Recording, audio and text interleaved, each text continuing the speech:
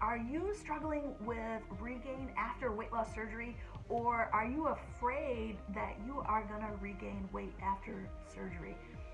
In this video, I am going to give you some practical healthy living tips to avoid regain after weight loss surgery and also to restart your weight loss again. All right, hey there, my name is Diana Lopez. I am your bariatric dietitian at My Bariatric Adventure, the place where we help you navigate the twists and turns of your bariatric adventure. In this video, we are going to talk about those healthy living things that you need to get a handle on to help you maintain your weight after weight loss surgery and also to help you get back on track if you've had regain. All right, so this is a little bit outside of my normal advice, but it's so super important.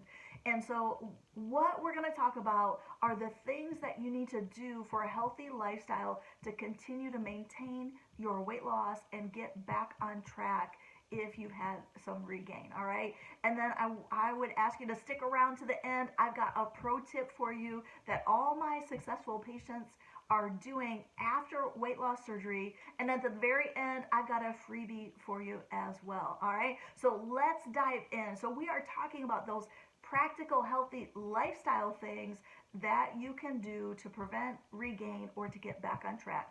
The number one thing that you can do is to prioritize sleep. So I see a lot of people really struggling with sleep after weight loss surgery, and this is a much bigger topic than I am really probably prepared to dive in. But what I've seen is that people that prioritize sleep and sleep hygiene have a better chance at staving off that regain and also maintaining weight after their weight loss after surgery.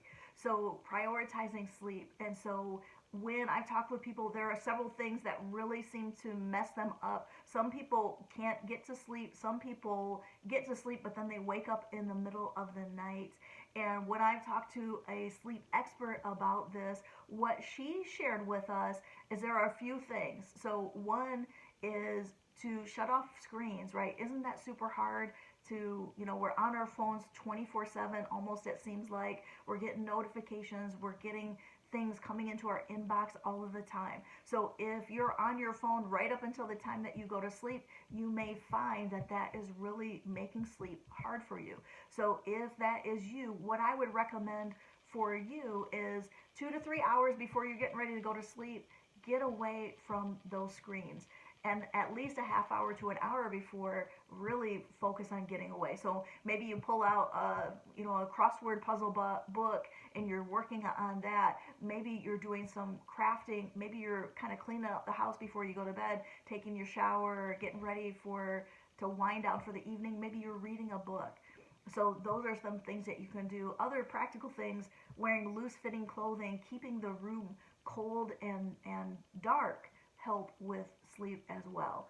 And also, turning notifications off on your phone, getting up the same time every day, going to sleep the same time every day. If you wake up with anxious thoughts, keep a little notepad by the side of your bed where you can write down those things that are popping up in your mind, things, to-do lists or things you're anxious about, anything like that to help you fall asleep. All right, so that's prioritizing sleep. And then the next thing that we can talk about is stress management. So not getting enough sleep, being stressed out, that can cause our cortisol levels to be higher, which makes it difficult for us to lose weight and can actually prevent us from losing weight and cause us to gain weight.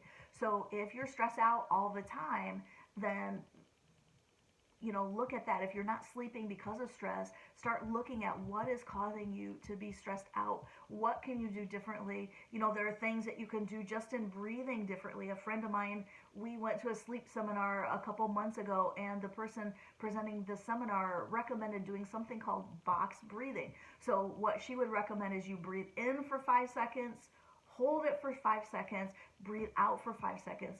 and do that until that stress level starts to come down. My friend said at night when she would start to think about all the things that she hadn't accomplished during the day, what was ahead for work for her, she would start doing that box breathing. What she would find is that that really would help her get her mind right and help her feel, she would feel like her anxiety starting to decrease as she was doing that box breathing. So I recommend that you give that a try. And then the other healthy lifestyle thing, it kind of falls in that nutrition thing, but it still is in that same category, is to keep yourself well hydrated. So a lot of us run around dehydrated. So if that is you, then what I would recommend is really find a system to make sure that you're drinking fluid all day long. Because if you're feeling tired all the time, you're feeling run down, sometimes that's because you're dehydrated. There was someone that I worked with a couple of years ago. They were super dehydrated, and we started to look at what they were drinking. They went back to drinking coffee because they love coffee, and they were drinking like 2 full pots of coffee a day, and they weren't sleeping well. They felt stressed out. They just felt like they were being run ragged all the time. So as they started to work on increasing their fluids, calorie-free, caffeine-free liquids, and moving their caffeinated liquids back, they started to notice that they felt more balanced. They felt more in control. So that would be what I would recommend for you as well. If you're drinking a lot of caffeinated stuff, start cutting that back, start increasing your fluids, and that lifestyle tip will help you feel a lot better. All right, so those are my tips for you around that healthy lifestyle just to get you started. Let's talk about that pro tip that I have for you. The thing that all of my successful clients are doing after weight loss surgery to roll back weight regain or to maintain their weight and prevent regain. That the number one bonus pro tip thing that they do is they exercise. And I can already hear the groans and the eye rolling, can see the eye rolling through the camera, all of that. And I'm there with you. Exercise isn't always my most favorite thing to do, but what I would encourage you to do is find activity or exercise that you love. In a personal example, for many years I would run. I had a friend that was like, I'm 5'2", my friend was like 5'7", 5'8". She loved to run. She had these long, beautiful legs. I'm 5'2". I have short, stubby legs. I have a square body. I am not made for running at all. And so I would go out and run, and my hips hurt, my knees hurt, my ankles hurt. I'm out of breath the whole time. I hated every minute of running.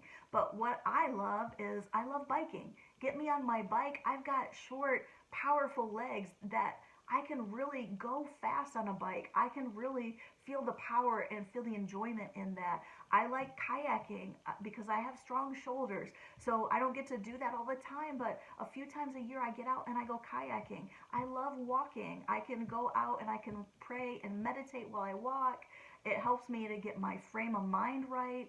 I love gardening. So I've got a little garden on the side of my house, and I'll go out there and pull weeds. I'll plant new things. I'll fertilize. I can be out there for 6 hours. If I went out and tried to run for 6 hours, I would hate every minute of it. I wouldn't even last 6 minutes. But I can go out there for hours and hours, sweat it up in my garden, and I love it. So that's my encouragement to you. Don't be afraid to sweat. Don't be afraid to perspire. Find the thing that you love. Maybe you love YouTube videos and doing yoga. Maybe you love cleaning your house. Maybe you love washing your car. Maybe there are things that you didn't count as activity, but you're on your feet, you're moving. Count those things as activity and exercise and enjoy it and do the things that you love, because it is a lot easier to maintain with exercise.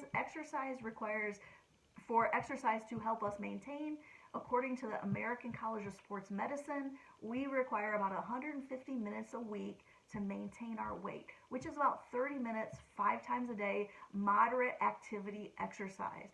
For weight loss to happen, our bodies can require anywhere from 200 to 300 minutes of exercise a week. So that's anywhere from 40 to 60 minutes of exercise 5 days a week to have weight loss happen.